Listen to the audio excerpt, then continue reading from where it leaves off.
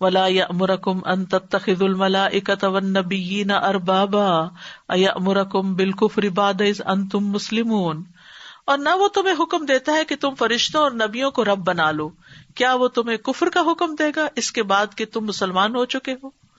تو یہاں غلو کی ممانعت کی گئی ہے۔ یہود و نصارہ نے انبیاء اور فرشتوں کی تعظیم میں اتنا غلو کیا کہ ان کو اللہ تعالیٰ کے مقام پر کھڑا کر دیا۔ انبیاء اور صالحین کی قبروں پر عمارتیں بنا کر ان میں ان کی تصویریں لٹکا دی اور پھر ان کی پرستش ہوتی تھی۔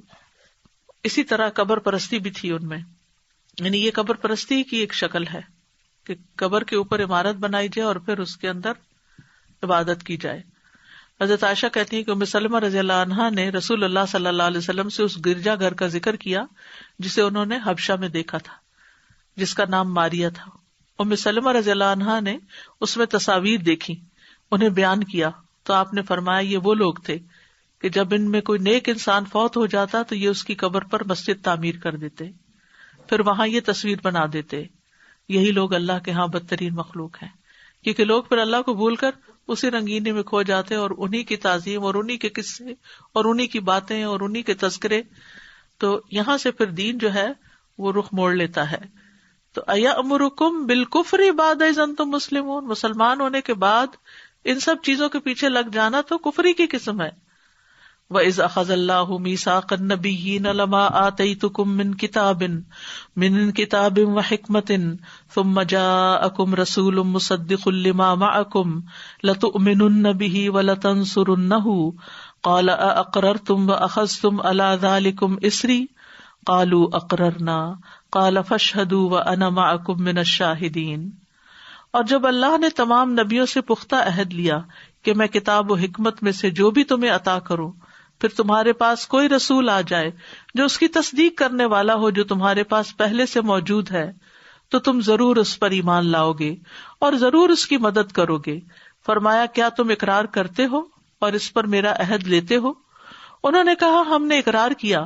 فرمایا پھر گواہ رہو اور میں تمہارے ساتھ گواہوں میں سے ہوں۔ یہاں اللہ تعالیٰ نے تمام انبیاء سے عہد لیا۔ کب لیا؟ عالم ارواح میں۔ کیا عہد لیا؟ ایک تو تھا نا وعدہ الست جو ساری روحوں سے لیا گیا تھا، وہ اللہ کی ربوبیت کے بارے میں تھا، اللہ کے رب ہونے کے بارے میں، الست بربکم۔ اور دوسرا انبیاء کو الگ کر کے ان سے لیا گیا کہ جب میں تمہیں کتاب اور حکمت دوں پھر تمہارے پاس ایک رسول آئے جو تصدیق کرنے والا ہو اس کی جو تمہارے پاس ہے، تو تم اس پر ضرور ایمان لانا اور ضرور اس کی مدد کرنا۔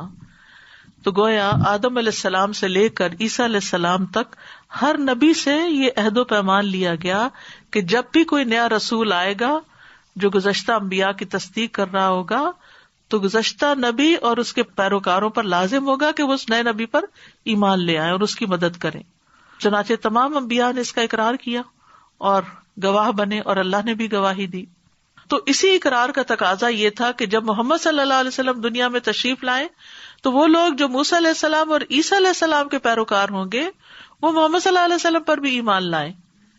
اس لیے اب اگر کوئی شخص محمد صلی اللہ علیہ وسلم کی اتباع نہیں کرتا تو وہ اللہ کی نافرمانی کرتا ہے اور اس نبی کے جھٹلانے والوں میں شمار ہوگا جس کی محبت کا وہ دم بھرتا ہے اور جس پہ ایمان لانے کا دعویٰ کرتا ہے۔ عیسیٰ علیہ السلام نے بھی بنی اسرائیل کو نبی صلی اللہ علیہ وسلم کی بعثت کی تعلیم دی تھی، جس کا ذکر سورۃ صف میں آتا ہے، وَمُبَشِّرًا بِرَسُولٍ يَأْتِي مِن بَعْدِ اسْمُهُ احمد، کہ میرے بعد ایک رسول آئے گا جس کا نام احمد ہے تو تم اس کی تصدیق کرنا، لیکن انہوں نے ماننے سے انکار کر دیا۔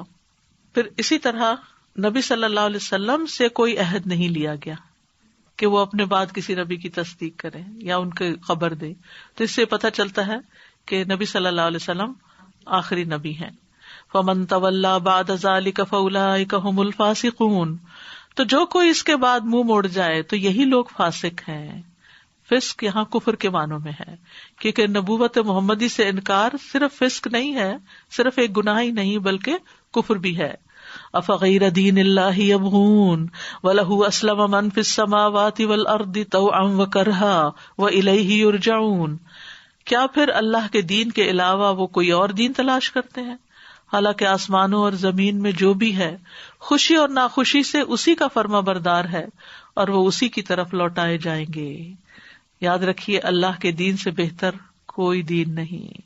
اس دین میں اللہ کی اطاعت کی بات کی گئی ہے، اور ہم دیکھتے ہیں کہ آسمان اور زمین کی ہر چیز خوشی یا ناخوشی سے اللہ ہی کی اطاعت کر رہی ہے، اور سب اسی کی طرف لوٹ کے جانے والے ہیں.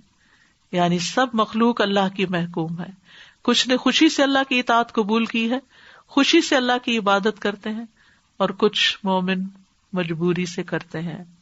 تو ہم اپنے آپ کو دیکھیں کہ ہم مجبوری سے نماز پڑھتے ہیں، مجبوری سے یہ دین اختیار کیے ہوئے ہیں، یا پھر خوشی سے کرتے ہیں.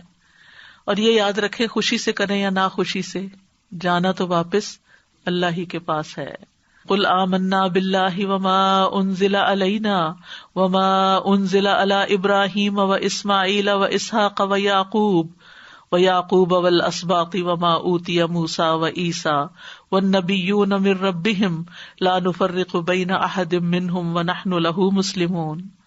کہہ دیجئے کہ ہم اللہ پر ایمان لائے اور اس پر جو ہماری طرف نازل کیا گیا، اور جو ابراہیم، اسماعیل، اسحاق، یعقوب اور اولاد یعقوب پر نازل کیا گیا، اور جو موسیٰ اور عیسیٰ اور تمام انبیاء اپنے رب کی طرف سے دیے گئے.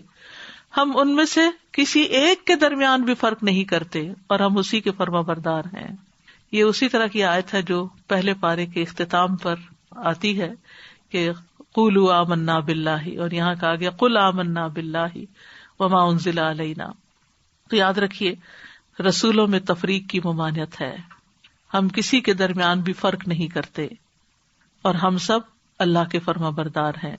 ومن یبتغی غیر الاسلام دینا فلن یقبل منہ وہو فی الآخرۃ من الخاسرین. اور جو کوئی اسلام کے سوا کوئی اور دین چاہے گا تو وہ اس سے ہرگز قبول نہ کیا جائے گا، اور وہ آخرت میں خسارہ پانے والوں میں سے ہوگا. یاد رکھیے اسلام کے علاوہ کوئی اور دین قابل قبول نہیں ہے اللہ کے ہاں. ان الدین عند اللہ الاسلام. اور اس دین پر ہمیں راضی ہو جانا چاہیے. رضیت باللہ ربا وبالاسلام دینا وبمحمد نبیا. اور دین میں نئی نئی ایجادات اور بدعات رد کی جائیں گی، اور اس دین سے ہٹنا ہلاکت کا باعث ہے. رسول اللہ صلی اللہ علیہ وسلم نے فرمایا میں نے تمہیں سفید روشن دین پہ چھوڑا ہے جس کی رات بھی اس کے دن کی طرح ہے. اب وہی کجروی اختیار کرے گا جو ہلاک ہونے والا ہے. اور دین اسلام کے علاوہ کسی اور دین پر فوت ہونا جہنم میں لے جانے کا باعث ہے. اس لیے زیادہ سے زیادہ لوگوں کو اس دین کی دعوت دی جانی چاہیے. کیف یہد اللہ قوما کفروا بعد ایمانہم وشہدوا ان الرسول حق وجاءہم البینات واللہ لا یہدی القوم الظالمین. اللہ کیوں کر ہدایت دے گا ان لوگوں کو جنہوں نے ایمان لانے کے بعد کفر کیا اور انہوں نے گواہی دی تھی کہ بے شک رسول برحق ہیں، اور ان کے پاس واضح نشانیاں بھی آ چکی، اور اللہ ظالم لوگوں کو ہدایت نہیں دیتا. اس آیت کے شان و نزول کے بارے میں ابن عباس کہتے ہیں کہ انصار میں سے ایک آدمی مسلمان ہو گیا، پھر مرتد ہو گیا اور مشرکوں سے جا ملا. بعد میں شرمندہ ہوا تو اس نے اپنی قوم کو پیغام بھیجا کہ رسول اللہ سے پوچھو صلی اللہ علیہ وسلم کیا میری توبہ قبول ہو سکتی ہے. اس کی قوم کے لوگ آپ کے پاس آئے اور کہنے لگے کہ فلاں شخص نادم ہے، اس نے ہمیں یہ پیغام دیا ہے کہ ہم آپ سے پوچھیں کیا اس کی توبہ قبول ہو سکتی ہے. تو اس کے بعد یہ آیت نازل ہوئی، تو پھر اسے پیغام بھیجا گیا اور وہ مسلمان ہو گیا. اولئک جزاؤہم ان علیہم لعنت اللہ والملائکۃ والناس اجمعین. ایسے لوگوں کا بدلہ یہ ہے کہ ان پر اللہ کی اور فرشتوں کی اور سب کے سب انسانوں کی لعنت ہے. استغفر اللہ. یعنی جو شخص مرتد ہو جائے، ایمان لانے کے بعد کفر اختیار کرے، اس پر اللہ کی بھی لعنت اور فرشتوں کی بھی لعنت اور سب انسانوں کی بھی. یعنی اسلام سے پھر جانے والے لعنت کے مستحق ہو جاتے ہیں، اور اللہ کی مخلوق بھی ان پر لعنت کرتی ہے، اور لعنت زدہ انسان جو ہے وہ بے یار و مددگار رہ جاتا ہے. سورۃ النساء میں آتا ہے وَمَن يَلْعَنِ اللَّهُ فَلَن تَجِدَ لَهُ نَصِيرًا. جس پہ اللہ لعنت کرے تو پھر اس کی کوئی مدد کرنے والا تو ہرگز نہ پائے گا. خالدین فیہا لا یخفف عنہم العذاب ولا هم ینظرون. وہ اس میں ہمیشہ رہنے والے ہیں، نہ تو ان سے عذاب ہلکا کیا جائے گا اور نہ ہی وہ مہلت دیے جائیں گے. استغفر اللہ. یعنی ایسے لوگوں کا ٹھکانہ جہنم ہے، ان کی نیکیاں بھی برباد ہو جائیں گی اور ان کو عذاب میں کوئی وقفہ بھی نہیں ملے گا. دنیا میں تو کام کرتے کرتے ہم کہتے ہیں اچھا بریک ہو جائے، لیکن عذاب میں کوئی بریک بھی نہیں ہوگی، مسلسل متواتر ہمیشہ کے لیے حدت و شدت کے ساتھ کوئی بریک نہیں. الا الذین تابوا من بعد ذلک واصلحوا فان اللہ غفور رحیم، سوائے ان لوگوں کے جنہوں نے اس کے بعد توبہ کر لی اور اصلاح کر لی تو بے شک اللہ بہت بخشنے والا نہایت رحم کرنے والا ہے. تو جب تک انسان زندہ ہے اس کے پاس مہلت ہے، وقت ہے کہ اب بھی توبہ کر کے پلٹ آئے. نبی صلی اللہ علیہ وسلم نے فرمایا بے شک اللہ عز و جل بندے کی توبہ نزع کی کیفیت طاری ہونے سے پہلے تک قبول فرما لیتا ہے.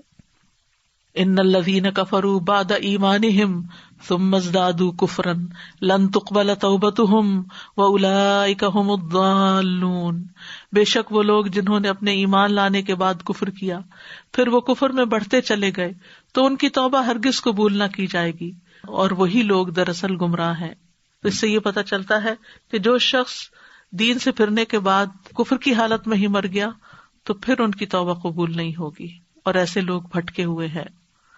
جیسے سورۃ النساء میں بھی آتا ہے توبہ ان لوگوں کے لیے نہیں جو برے کام کرتے رہتے ہیں، حتیٰ کہ ان میں سے کسی کی موت جب آ جاتی ہے تو کہنے لگتا ہے میں اب توبہ کرتا ہوں، اور نہ ہی ان لوگوں کے لیے ہے جو کفر کی حالت میں مر جاتے ہیں.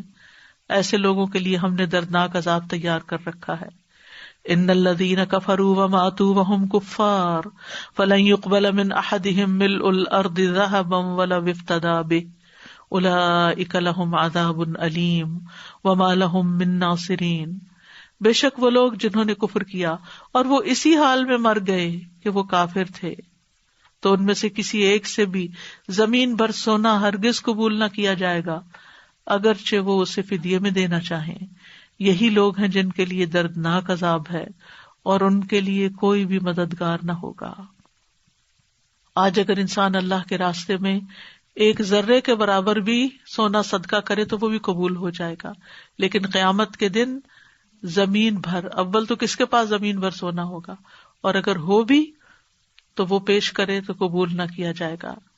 حضرت عائشہ کہتی ہیں میں نے اللہ کے رسول سے کہا، اللہ کے رسول صلی اللہ علیہ وسلم ابن جدعان دور جاہلیت میں صلہ رحمی کرتا تھا، مسکینوں کو کھانا کھلاتا تھا، کیا یہ نیکیاں اس کے لیے فائدہ مند ہوں گی؟